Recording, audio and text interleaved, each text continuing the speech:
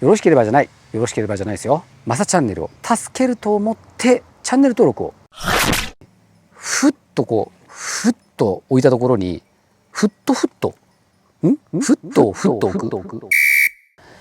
一番いいとこ、一番座りのねいいところ出ました。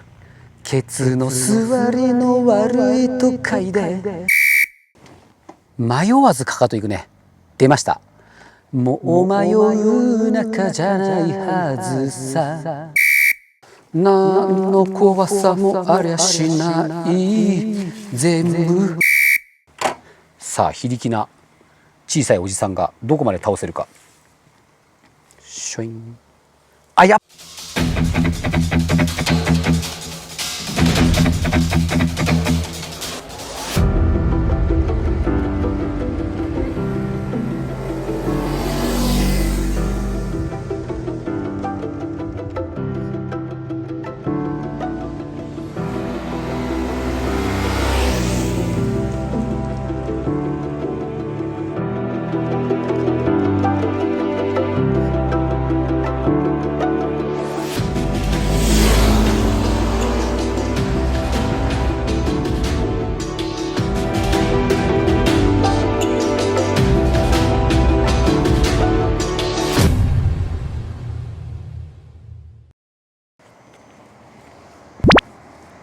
マサチャンネルをご覧の皆様、こんにちは。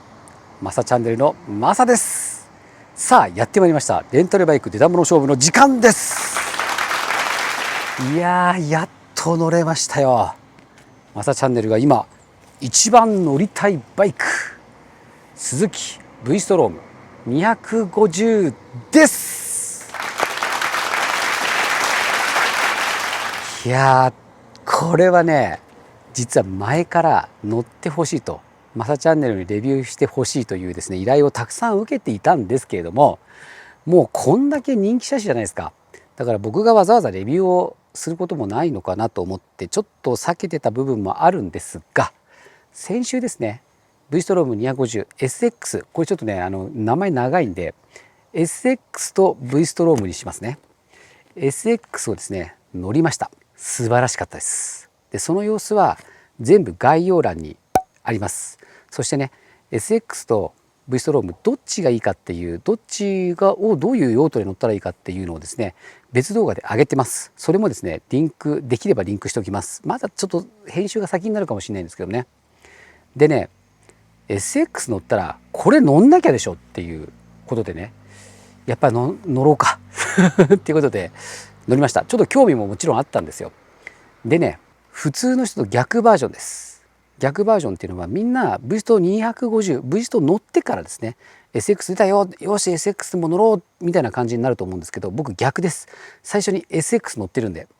なので普通の方が思っている V ストのイメージ印象とはちょっと違う印象を持っている可能性もありますが、それはねこの動画は足つきポジション取り回しチェック、そしてその他にワインディング、高速道路、それからですねファーストタッチ、総評燃費報告っていう4つの動画が概要欄に貼り付けてあります。それを見ていただけると全部 V ストのことは分かると思うんですがやっぱり SX 乗った後に比較動画になってしまうので V ストに関してもですね比較をしているような動画では作っておりません。なので比較動画は別に作りますからね、さっき言ったように。なので何はともあれ足つきですよ。足つき SX の方が足つき気になっている方も多いんじゃないかなと思うんですけども、一応ねスペック的にはあまり頭には入れるといろんな先入観が出てしまうので入れてないんですけども、一応シート高はですね800ミリです。 SX は835です。その3センチ5ミリどういう違いがあるのかをですねこれからですねやっていきたいと思います。そして恒例となりましたものを皆様にお伝えしたいと思います。全国2万人のマサチャンネルファンの皆様、お待たせいたしました。マサチャンネル本日のスペックを紹介いたします。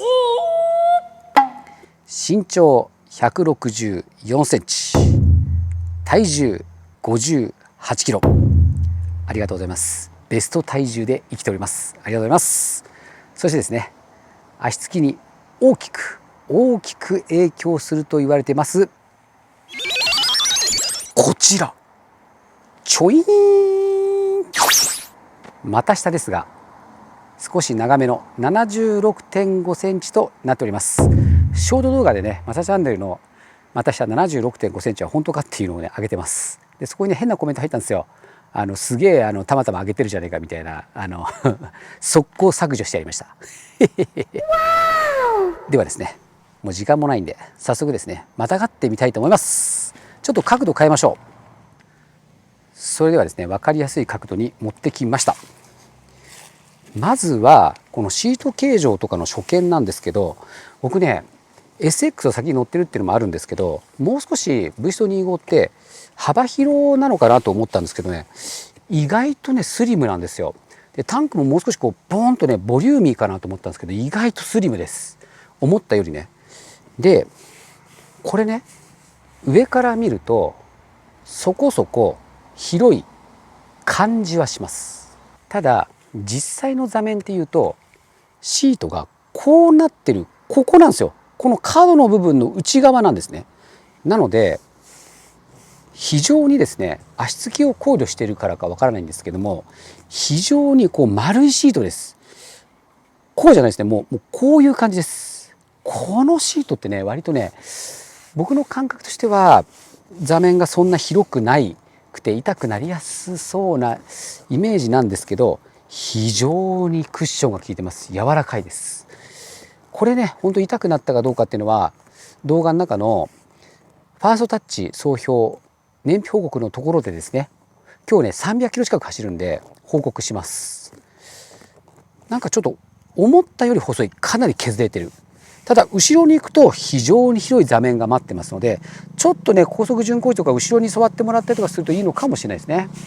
でこれだけ絞られてるんで、足つきがいいという予想はつくんですけれども、さあどうでしょう。またがっています。シュイン。お、これ見て、どう 1G でそこそこどうだろう、そこそこキュッてねシート高以上に、そうでもないか、ちょっと沈む。僕のね体重だとねあんまり沈まないですねやっぱね。で今シートのいいところに座りました。これもねスッて座ってね、すげえ前とかに座ってるね人いますけど、プロのねモータージャーナリストですよ。一番いいとこ、一番座りのねいいところ出ました。ケツの座りの悪いと書いて、ケツの座りの悪いところではなく、ケツの座りのいいところに座りました。よし、サイドスタンドで傾いております。この感じで左足がどうなってるかっていうと、ベタベタのかかとがついて膝もちょっと曲がってるぐらいついてます。では起こしてみます。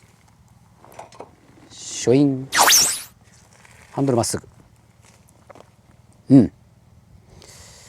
このね起こした時激軽ですよ。でこれはね本当に車体もね、でも軽いって言っても200キロ弱あるからね軽くはないんだけど、すごく軽く感じる。でこれはね一つ原因があると思いますね。サイドスタンドで寝た時の角度があんまりね寝てないですね。でこれグーって沈んじゃうと、荷物とかバーンってね、これ積むバイクじゃないですか。そうするとこうグーッとこう沈み込んじゃうからね、こう危ないんじゃないかなと思うんだけど、それのためにこう初期が硬いのかもしれないけどね、サスペンション硬いって感じはしないけど、初期のこの粘りは結構ありますね。角度があんま寝てないからスッと起きるのかもしれないです。起こすのは全然問題ないですね。ではですね、起こしたらスタンドを払って足を踏み替えなければいけません。逆です。スタンドを払うために足を踏み替えなければいけません。踏み替えます。ショイン。見た今。もう迷わずかかとだよね。迷わずかかといくね。出ました。もう迷う仲じゃないはずさ。迷わずかかとですよ。これね、ぶっちゃけた話すると、僕が乗ってるクロスカブ780いくつだと思うんですけど、シート高800ミリのこっちの方が足つきいいです。クロスカブね、ここまでかかとからベタっとつかないです。もう全く迷いなくかかとですね。そのくらい足つきいいです。ではスタンドを払ってみます。スタンドなんですが、もうですね、めちゃめちゃ立派なヒゲがショイーンって出てますからね。もうね、全く迷わないですね。カコンノー迷い。出す時もシフトとステップの間にショイーンって出てるんで全く問題ないです。いやー、こんだけどうですか。でシートもね、多少滑るんだわ。これもバチってグリップしちゃうとこうね、お尻が動かないから足つきちょっと怖かったりとかするんですけど、シートも適度にこう動きます。お尻が滑ります。足つきどうですかって言われた時に、安心です以外に言葉が出ません。出ました。安心の塊、安心鎌足りです。ありがとうございます。全国2万人の安心鎌足りファンの皆様、お待たせいたしました。安心鎌足りでございます。これは相当背が低い方でも乗れると思います。乗れるっていうか足がつくと思います。では両足ついてみます。両足をつこうと思うとちょっとステップが邪魔になるんだな。あ、そっか、これ足つきがいいからステップ気になってないだけで、ステップの位置だね、やっぱね、足出すところはね。後ろに避けられるけどね。両足になるとかかとから、つくよ。つくけど、かかとからつくっていう感じでもないね。土踏まず、要するにちょっとかかとが浮いてるぐらいなんで、土踏まずのところぐらいで踏んでる感じ。かかとはつかないけど、本当にちょっとかかとが浮いてるぐらいの感じで、両足でも大丈夫ですね。っていうかね、200キロじゃないですか、約199キロ。思ったよりね、軽いですよ、これ。どのくらい軽いかっていうと、いつも通りのね、やってみたいと思うんですけど、さあ、非力な小さいおじさんがどこまで倒せるか。シュイン。あ、やっぱ傾くと重て。傾くと重たいわ。これね、SX は結構スーッとね、落とせたんですよ。ステップが設置するぐらいまでは。これはそこまではちょっと俺の力だと無理だぞ。あ、怖い。いけるけど、あれ以上は無理だね。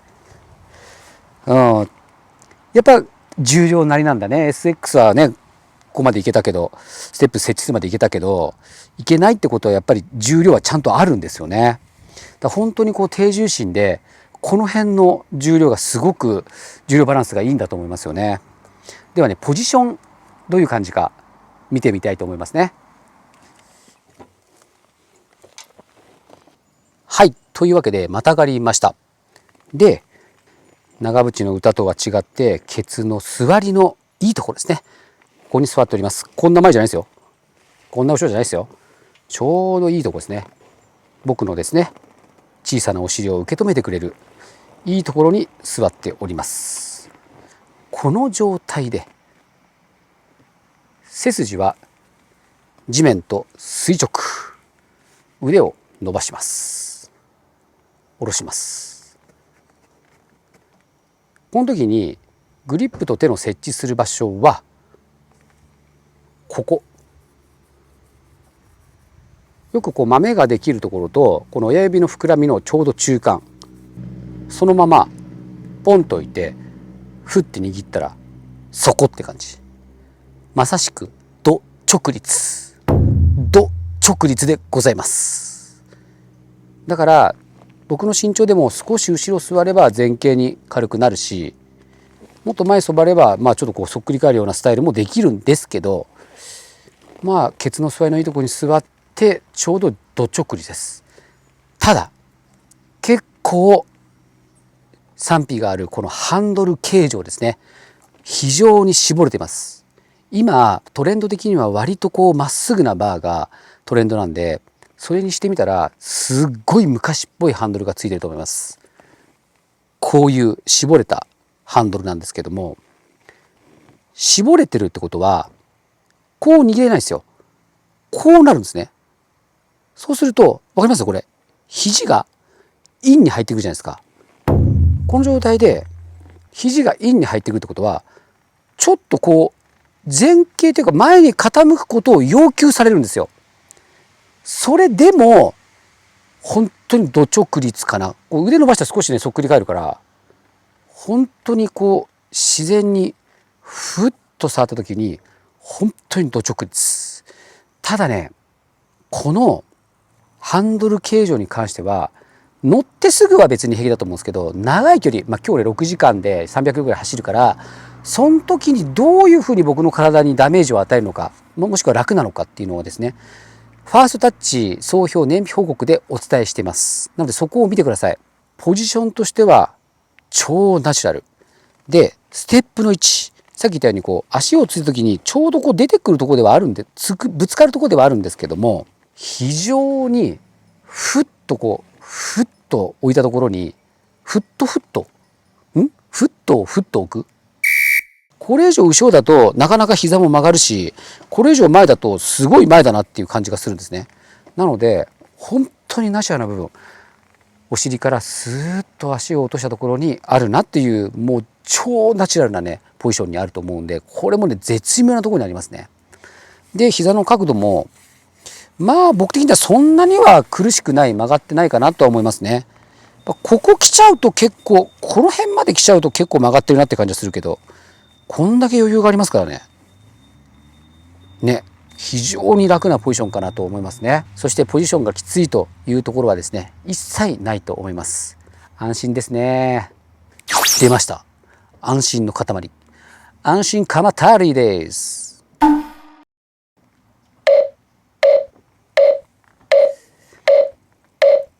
ではですね、次はですね、問題ないと思うんですけど、一応200キロ弱ありますので、250でも取り回しどうかなと、取り回ししてみたいと思います。ちょうど遠くて申し訳ないですけど、押したり引いたりまずしてみます。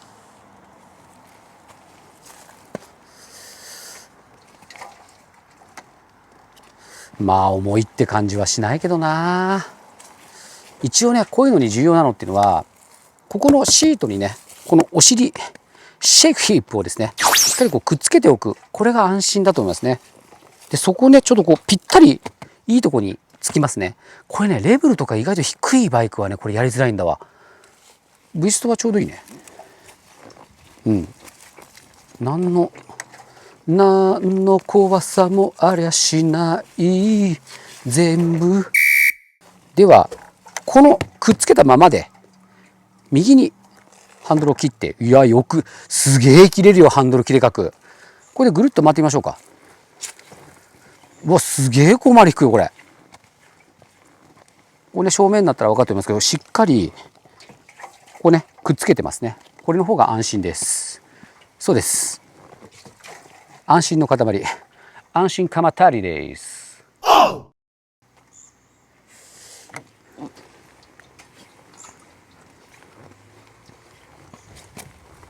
うん、重いっていう感じもしないですしね。ちなみになんですけど、離してもできますよ。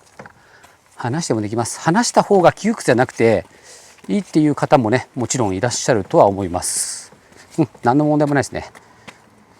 ではこのままバックしていますね。バックもしっかりこう腰をつけて、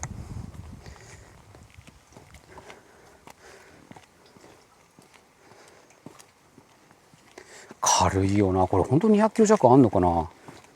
これってね、昔って乾燥重量とか装備重量とかあったじゃないですか。今乾燥重量の表記はなくなったので、みんな装備重量なんですよね。だからね、ちょっとね、昔に比べたら重く出てると思いますね。多分20キロぐらい本当は軽いんでしょうね。乾燥重量で言ったら多分170とかしかないと思うんですよね。もうちなみにこれもこうね、離して離れて、でここを持ってこういうふうにこう下がる、こうバイク屋さん方式でもいいと思います。こっちの方がね安心って方もいらっしゃるとは思います。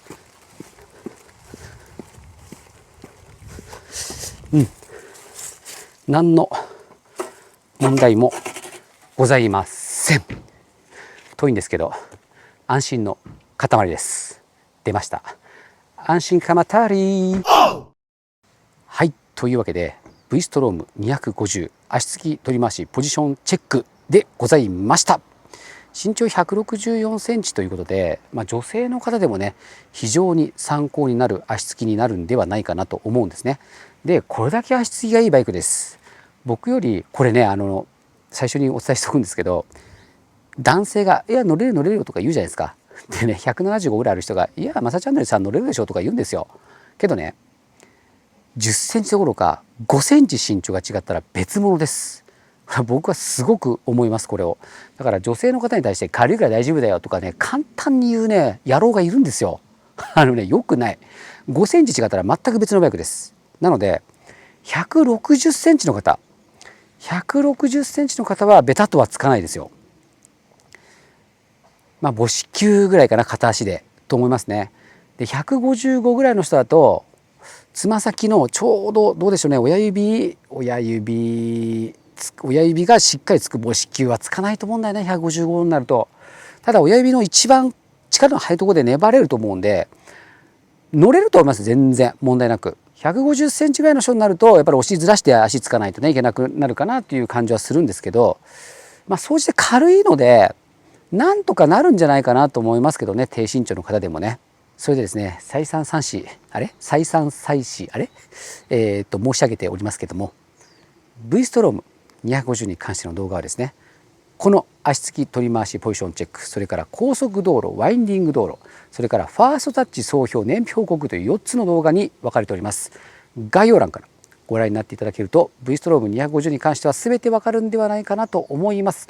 そしてまだ見れない場合には公開日前ですので公開日を待ってご覧いただけるとありがたいかなと思います。そしてですねここからが大事なんですよ。ここからがマサチャンネルはこの動画だけではございません。たくさん皆様のためになる動画アップしておりまして、この後流れるチャンネル紹介動画をご覧になられてよろしければじゃないですよ。マサチャンネルを助けると思ってチャンネル登録をお願いします。それでは全国2万人のマサチャンネル、そして安心鎌足りファンの皆様、最後までご視聴ありがとうございました。それではマサチャンネルこれにてバイナリ。All aboard!